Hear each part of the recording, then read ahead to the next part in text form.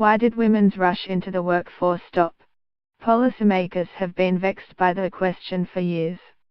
Social scientists have discussed the sudden stop for over a decade, in conferences and academic papers. Almost 12 years ago, I gave the topic a shot in the pages of the Times. Why, after a 5-decade rise, did the labor force participation of women in the prime working years stall around the turn of the century?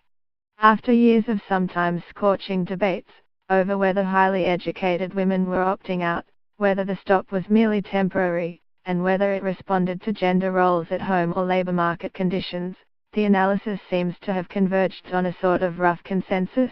Caring for children, overwhelmingly a woman's task, ultimately took its toll. Caring for children is, to be sure, a formidable barrier to women's work. In developed countries where parental leave is guaranteed by law and governments ensure free child care, women work at a much higher rate than in the United States. Still, the consensus is incomplete. It misses perhaps the most significant impediment to women's continued engagement in the labor market, one that is getting tougher with each passing year: aging. Focused laser-like on child care, we haven't noticed that the United States is walking into an elder care crisis. Today almost 15% of the American population has reached the official retirement age, according to figures from the United Nations.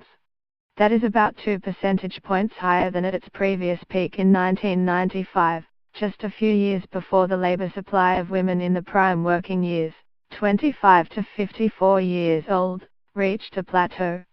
It means that for every 4 Americans of working age, there is one of retirement age, the World Bank says.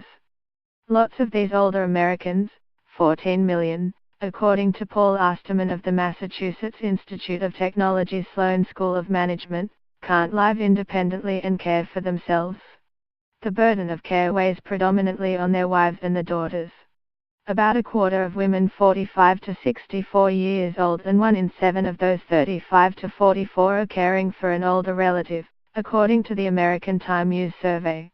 It takes a toll. 10% of caregivers have to cut back on their hours at work, 6% leave their jobs entirely, according to a report last year by the National Association of Insurance Commissioners. A 2015 survey by the insurer Jorth Financial found that caregivers spend about 20 hours a week providing care, about half what a full-time worker would spend at work. Almost 4 in 5 said they had missed work, and about 1 in 10 lost a job. 1 in 6 reported losing around 1/3 of income because of caring responsibilities. Sean Full of the State University of New York at Buffalo and Kathleen McGarry of the University of California, Los Angeles, tracked women in their early 50s to their early 60s for 20 years. Those who provided care, they found, were 8% less likely to work. Those at work cut their hours and had lower wage growth. Over time, Professor McGarry told me, caregivers risked lower incomes and a higher risk of poverty in old age.